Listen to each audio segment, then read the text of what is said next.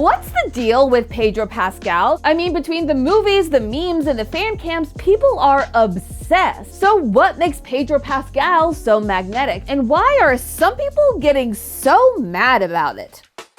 Hello Internet, welcome to Style Theory, the show that's really been stretching that definition of lifestyle recently. And speaking of stretchy things, there's been a lot of hot takes lately around the current Mr. Fantastic, Pedro Pascal. Get it? Because he stretches. So what exactly is making so many people go flame on for the internet's favorite zaddy? On the surface, it seems like people are divided on a few different things, like why is Pedro Pascal considered a universal heartthrob? Do you think you're a heartthrob? I don't. He's lying. Yes, I'm a heartthrob. 2 is, does being considered a heartthrob mean he's allowed to touch his co-stars? And 3 is, why is he in everything? We are coming off the hottest year ever recorded on Earth. The hottest year ever. Scientists warned it would happen if we put Pedro Pascal in this many movies. Let's take a look at that lineup, shall we? Fantastic Four, The Last of Us, Materialist, Eddington, actually goes on for quite a while. Do we have time to list through all? No, we do not. I joke, but this is a big issue that may go deeper than just the memes. And believe me, there are a lot of memes. A herald is beginning. Now, we've talked at length, pun intended, about both Pedro Pascal and what makes people attractive. So why not combine the two to finally put out the flames on the internet's hottest question? What exactly makes Pedro Pascal so attractive? I mean, the things we do for our jobs, am I right? The first thing people tend to notice when they meet someone new is their face. So let's start there on our journey to quantify what it means to be hot. And reminder, while we do take every video that we make very seriously, this is all being done in good fun. Your face is one of your most defining features, and it says a lot about how other people perceive you. We can break down this whole face area into 2 main categories. The face itself, which includes your eyes, nose, smile, and general structure, and the landscape, aka your hair and facial hair. Before you ask, yes, hair is the landscape of the face, and no, I will not be taking questions. Way back when we launched this channel, we did a video all about whether or not your facial symmetry could make you more attractive. It involved this huge survey, and trust that you all wouldn't roast our faces too badly. I'll admit, I was a little scared of it. Anyway, in that video, based on the huge amount of data that you all provided us, we were able to determine that, yes, on average, a symmetrical face is more likely to be found attractive than a non-symmetrical face. And so by that logic, it means that Pedro Pascal should probably be the most symmetrical hottie to have ever hopped this earth. Right? The golden ratio, sometimes called the divine proportion, Okay, diva, is a mathematical way to find your facial symmetry. It's considered to be the best test out there to determine attractiveness, at least on a surface level. though it does have some very unfortunate bias, as we discussed in that episode. So if you're looking for a deeper conversation, go check that out after you finish this video. Here's the TLDR version. This test determines if your face proportions fall into what Western culture defines as, quote, attractive. So we ran a photo of a front-facing view of Pedro's face through multiple online tests, as well as calculated it ourselves by measuring this picture pixel by pixel, just to see if the golden boy passed the golden ratio test. Looking at the data, Pedro's roughly at a 1.7, which is a little above the golden ratio of 1.618, though not by much. This means he has a long face and that his features are more spaced out. However, that doesn't mean that he failed. Averaging the scores across all of our tests, Pedro has a final score of 90% symmetry. By US academic standards, Pedro gets an A- in attractiveness, Which his reps would like me to clarify is still a passing grade. His eyeline is level and the spacing between them sits perfectly in that golden ratio. While his face is considered wide and long, it's only off by a small margin. And according to one of our tests, his mouth, quote, shines at 99%. I mean, hey, people do love his smile. His worst scores overall, which were still not bad scores, came from his slightly off-centered jawline and his nose. So while he may be a 7.9 out of 10 asymmetrical diva to some, he does get a passing grade in our books. Which means when it comes to his overall unbiased attractiveness, he does fall within that golden ratio. And so that becomes a piece of evidence in our what makes Pedro Pascal so attractive puzzle. Let's move on to his hair. Not a wig. My hair. Now, surprisingly, there's not a lot of research out there specifically on men's hair as it links to their attractiveness. Though, if we look more broadly, there is some research as to what hair signifies when trying to attract a potential partner. Whether you put a lot of time into your hair or as little time as possible, your hair is a billboard to the people around you. And it's spilling all of your secrets. That's why her hair is so big. It's full of secrets. Hair serves two functions. It can show off your style and your health.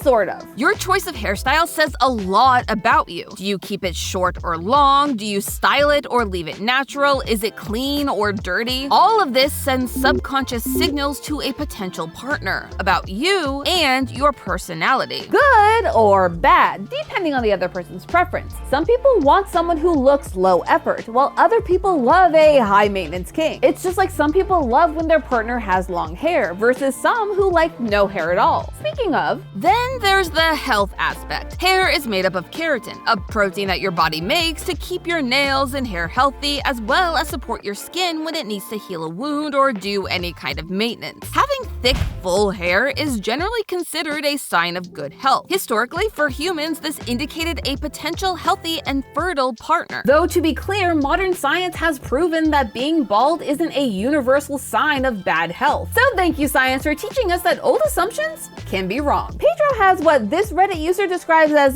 full thick hair you want to sink your fingers into. Oh boy. And he's sported a number of styles over the years, both casual and highly styled. Listen, there are a lot of posts dedicated to how much people like his hair, so it's clear to say that this does play a role in how attractive he comes across. Though his beard is what the bros call patchy, meaning he doesn't have even growth throughout the full beard. For men, a beard can be a rite of passage in their life, and an inability to grow a full beard can be seen as not being, quote, man enough. This is one of the reasons that the beard grooming industry is so huge, and only seems to be getting bigger. In 2024, it was valued at $30.75 billion USD, and it's expected to grow to a whopping $54.8 billion by 2032. However, Pedro doesn't seem to care about his so-called patchy beard. In fact, he wears it proudly on red carpets, in his movies and TV shows, and just generally seems unbothered by it. Yes, I am far beneath all of these mustaches. You've made your point.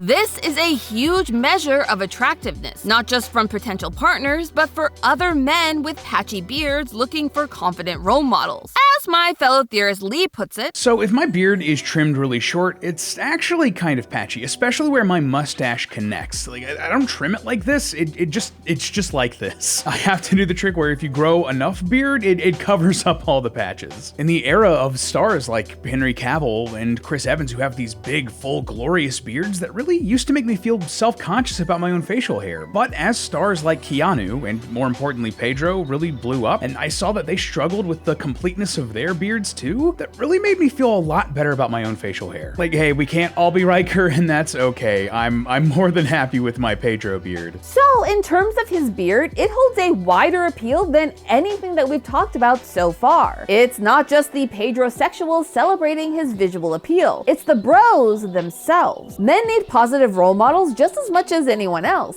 and Pedro seems to be that by their own admission. But there is something else that may be an even bigger piece of this Pedro puzzle.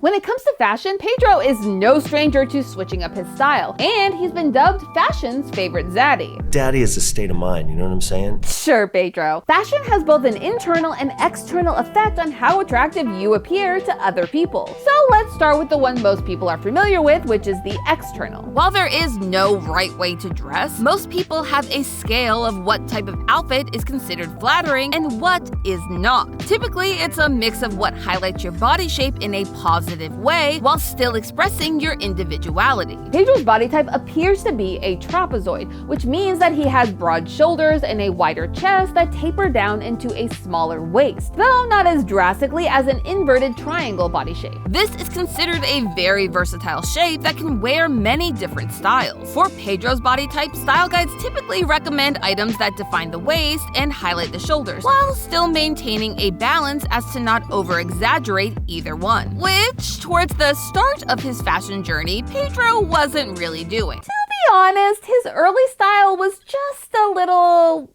well, basic. It wasn't until circa 2023 when Pedro started working with stylist Julie Regolia that the fashion zaddy actually made an appearance. In fact, she is responsible for that shorts and boot combo that inspired our very first video on Pedro Pascal. This was a very experimental time for Pedro's style, but no matter how high fashion or runway ready that the outfit was, Pedro wore it with confidence. Nowadays, having transitioned to his current stylist Jamie Mizrahi, his style is a little less experimental but still just as elevated. And these new looks aren't just flattering, they show off who he is, both inside and out. And when it comes to internal, it's all about how you feel in what you're wearing. Enclosed cognition is the psychological effect your clothes have on your brain. What you wear can change everything from your posture, your perception of the world around you, your judgment, and of course, on your confidence, because you know what they say, confidence is sexy. And how you wear something is just as important, if not more important, than what you are actually wearing. You could wear a bathrobe to a red carpet and people would love it if you wear it confidently. People start to think, wow, bathrobes are really fashionable. Maybe I should wear a bathrobe. So when it comes to being objectively attractive, Pedro checks all the boxes, whether the attraction is sexual in nature or not. But that's not the only issue with his attractiveness that anti-Pedro protesters are talking about. They're mad about Pedro being cast in so many different roles, and how he is physically affectionate with co-stars like Vanessa Kirby. They're asking, why is this okay? Is it just because he's hot? This is the halo effect, which when you boil it down basically means what is beautiful is also good. It's the idea that being beautiful means that despite your actions, your views, your words, you are viewed more positively and able to get away with more things than a quote less attractive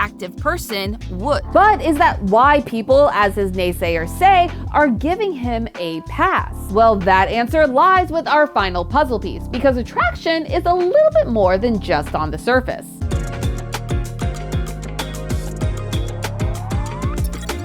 Attraction, and by nature attractiveness, aren't just physical things. They're also driven by personality, by shared interests and beliefs, and emotional, or in this case parasocial, connection. You know, the aura, the energy, the vibes. Are they immaculate or are they a dumpster fire on legs? As explained by this Reddit user, attractiveness in Pedro's case has less than usual to do with his body or face, and much, much more than usual to do with his personality, values, projected sense of safety, mannerisms, and sense of humor. Now, it is highly likely that no one participating in this online debate actually knows Pedro personally. Why is everybody?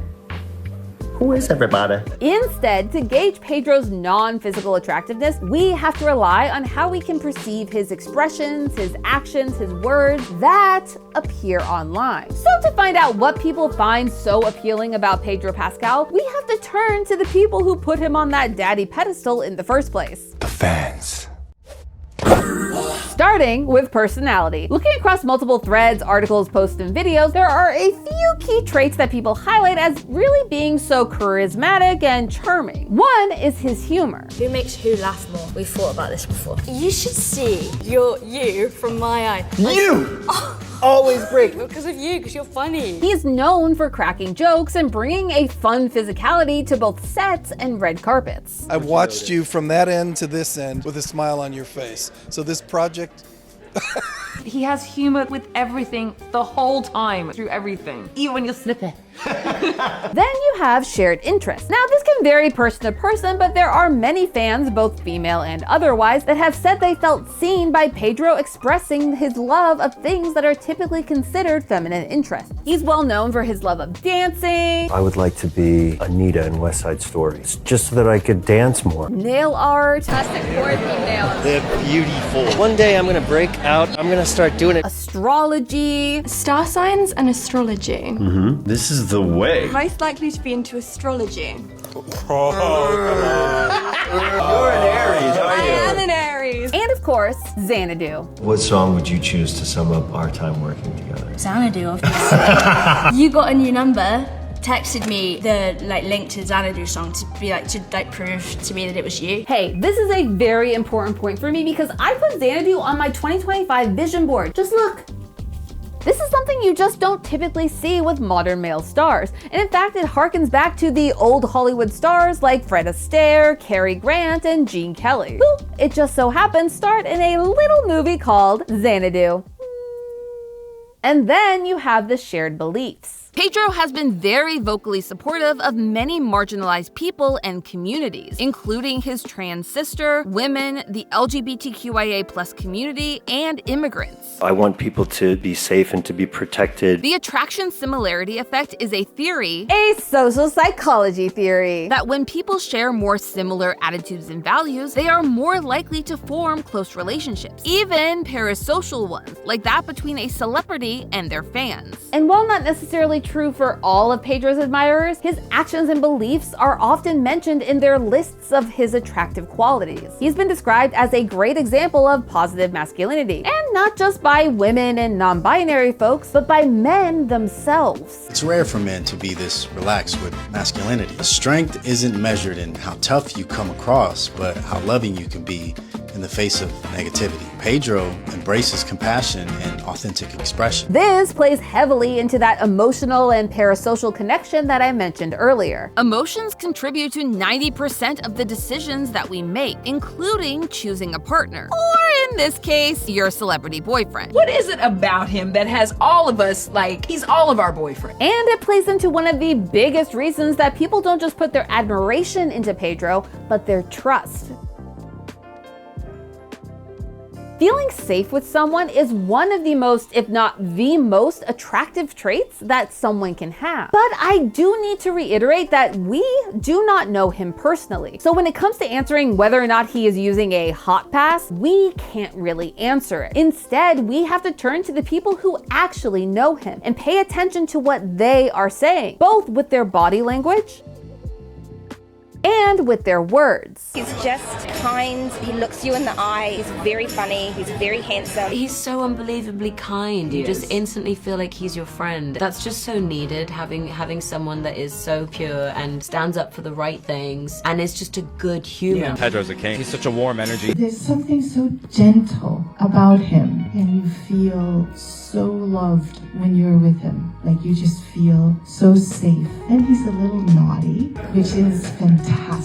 I'll take your word for it. So, what really makes Pedro Pascal so attractive? It's the balance of the physical traits that hit that golden ratio, the fashion that feels both relatable yet elevated at the same time, and the emotional intelligence that he brings to the table. And that is the reason that he's been cast in so many projects. Yes, there is the hot guy element to all of this, but it's his natural charisma and vulnerability that draws casting directors to give him these hard-to-reach characters. Ones that have no face, that do horrible things, and that historically are unlikable. Not only can he be an action hero stand-in for men, but he has a softness that makes him a safe space for femme-presenting people to also join in on the adventure and enjoy the character. It gives him a depth that makes him universal to identify with. Listen, attraction is a deeply personal thing, and how much one aspect of what we talked about today weighs in on what you find personally attractive is something that only you can answer. For today though, the answer to is Pedro Pascal actually attractive is pretty clear. As a wise woman once said, that's